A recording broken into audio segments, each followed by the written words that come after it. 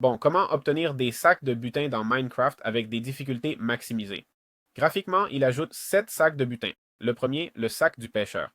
Il s'obtient en pêchant un sac tous les 16 objets pêchés avec des récompenses comme cannes enchantées, carapaces de nautilus, carapaces de tortue, livres enchantés, enfin un peu de tout ce que vous voyez dans mon inventaire. On voit aussi du minerai et autres, donc c'est très intéressant.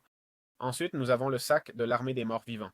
La récompense s'obtient en complétant toutes les vagues de l'événement avec du butin comme livres, viande pourrie, os, flèches, tissus, bandages, bandages dorés et surtout le pot d'âme. Ça donne 15% de mouvement, 15% de minage, +1 de chance et contient l'âme de certaines créatures, comme on peut voir, et aussi quelques enchantements. Bandages. Le suivant est le sac des raids.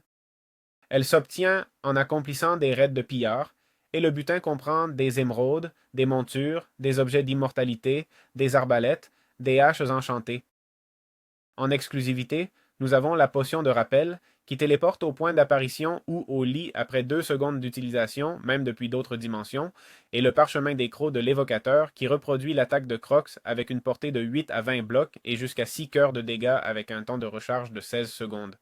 Ensuite, nous avons le sac du Warden. Celui-ci, enfin, le sac du gardien, je voulais dire, le sac du gardien. Commençons par celui-ci. Ce sac de gardien s'obtient en tuant le gardien et contient comme butin des tridents enchantés, des éponges mouillées, des coquillets de Nautilus, des cristaux et des fragments.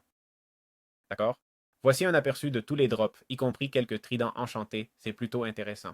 Celui du gardien s'obtient en battant le gardien et le butin, comme vous voyez, ce sont des bouteilles d'expérience, bougies, fragments d'écho, capteur catalyseur Skulk, boussole de récupération.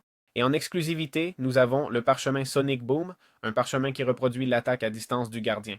7 cœurs de dégâts, portée de 12 à 30 blocs, et un temps de recharge de 16 secondes. D'accord? Comme le dit le parchemin, c'est littéralement ce qu'il va nous donner presque tout le temps. D'accord? Ensuite, nous avons le sac du Wither, et il est donné par le Wither quand il meurt, et le butin ce sont des bâtons de flamme, verrues du Nether, Rose Wither, tête du Nether, ou pardon, tête de squelette Wither.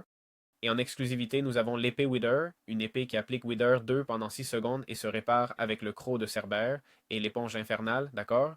Une éponge infernale. Et finalement, nous avons le sac du dragon.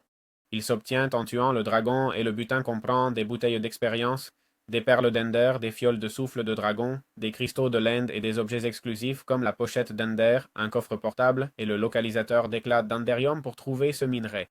Ces sacs transforment dans Minecraft presque toute activité importante ou, enfin, ils transforment presque toutes les activités importantes en récompenses. D'accord? Puisque vous savez déjà que la récompense actuelle pour tuer le dragon est nulle, n'est-ce pas? Oui, on obtient les élytres, mais pas instantanément, il faut aller les chercher après. Ou la récompense pour tuer un Wither est une balise, c'est bien, mais je ne sais pas. À un moment, ça ne vaut plus la peine.